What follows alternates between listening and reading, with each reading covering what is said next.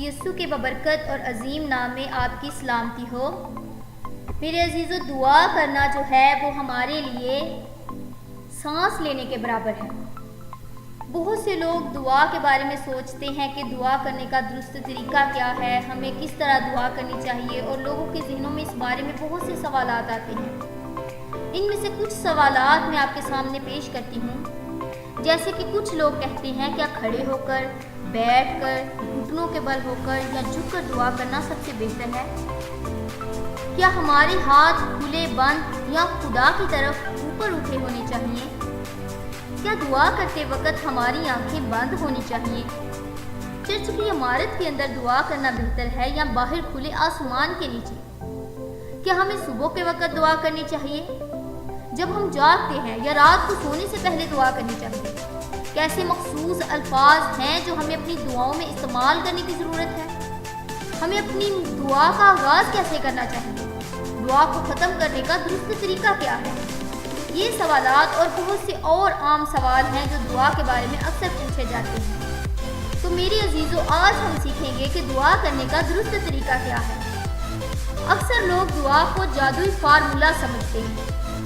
بعض ایمان رکھتے ہیں کہ اگر ہم درست باتوں کو صحیح طور پر نہیں کہتے یا درست انداز میں دعا نہیں کرتے تو خدا ہماری دعا کو نہیں سنے گا اور نہ جواب دے گا۔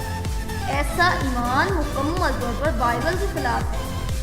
خدا ہماری دعاؤں کا جواب اس بنیاد پر نہیں دیتا کہ ہم کب دعا کر رہے ہیں، کہاں دعا کر رہے ہیں، یا بدن کے کون سے انداز میں دعا کر رہے ہیں، یا ہماری دعاؤں کے الفاظ کی ترتیب کیا ہے۔ پہلا یوحنا اس کا 5 باب اس کی 14ویں اور 15ویں آیات کو پڑھا جائے تو ان میں لکھا ہے، اور ہمیں جو اس کے سامنے دلیری ہے اس کا سبب یہ ہے، اگر اس کی مرضی کے موافق کچھ مانگتے ہیں تو وہ ہماری سنتا ہے، اور جب ہم جانتے ہیں کہ جو کچھ ہم مانگتے ہیں وہ ہماری سنتا ہے تو یہ بھی جانتے ہیں کہ جو کچھ ہم نے اس سے مانگا وہ پایا ہے۔ تو میرے عزیزو، اسی طرح یوحنا رسول کی انجیل اس کا 14واں باب اور اس کی 13ویں اور 14ویں آیات کو پڑھا جائے تو ان میں لکھا ہے، اور جو کچھ تم میرے نام سے چاہو گے میں وہی کروں گا، تاکہ باپ بیٹے میں جلال پائے۔ اگر میرے نام سے مجھ سے کچھ چاہو گے تو میں وہی کروں گا۔ ان حوالہ جات اور بہت سے اور حوالہ جات کے مطابق خدا دعاؤں اور مناجاتوں کا جواب اس بنیاد پر دیتا ہے اگر اس دعا میں اس کی مرضی ہو اور وہ یسوع کے نام سے دعا کی جائے۔ لہٰذا دعا کرنے کا درست طریقہ کیا ہے؟ فلپیوں اس کا 4تھا باب اور اس کی 6 اور 7ویں آیات کو پڑھا جائے تو اس میں ہم سیکھتے ہیں کہ کسی بات کی فکر نہ کریں، بلکہ ہر ایک بات میں تمہاری درخواستیں دعا اور منت کے وسیلہ سے شکر گزاری کے ساتھ خدا کے سامنے پیش کی جائے، تو خدا کا اطمینان جو سمجھ سے بالکل باہر ہے تمہارے دلوں اور خیالوں کو مسیح یسوع میں محفوظ رکھے گا۔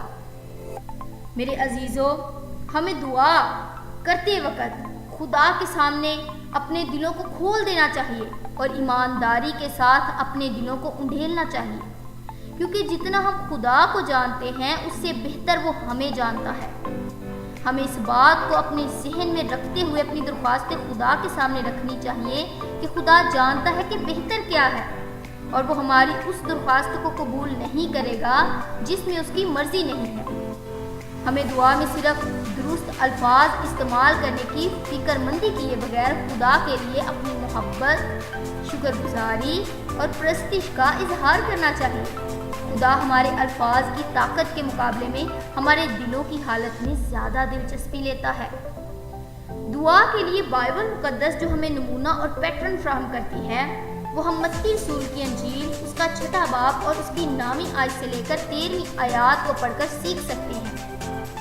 تو میرے عزیزوں، کچھ لوگ جیسے کہ سمجھتے ہیں کہ ہمیں بیٹھ کر، کھڑے ہو کر، گھٹنوں کے بل ہو کر، ہاتھ کھلے یا بند رکھ کر، آنکھیں کھلی یا بند رکھ کر، چرچ میں، گھر میں یا باہر کس طرح دعا کرنی چاہیے، تو یہ سب سطحی معاملات ہیں جو ذاتی ترجیحات، آمدگی اور مناسبت پر مبنی ہیں۔ خدا کی خواہش ہے کہ دعا حقیقی اور ہمارے اور اس کے درمیان ذاتی تعلق کی بنا پر ہونی چاہیے۔ آمین۔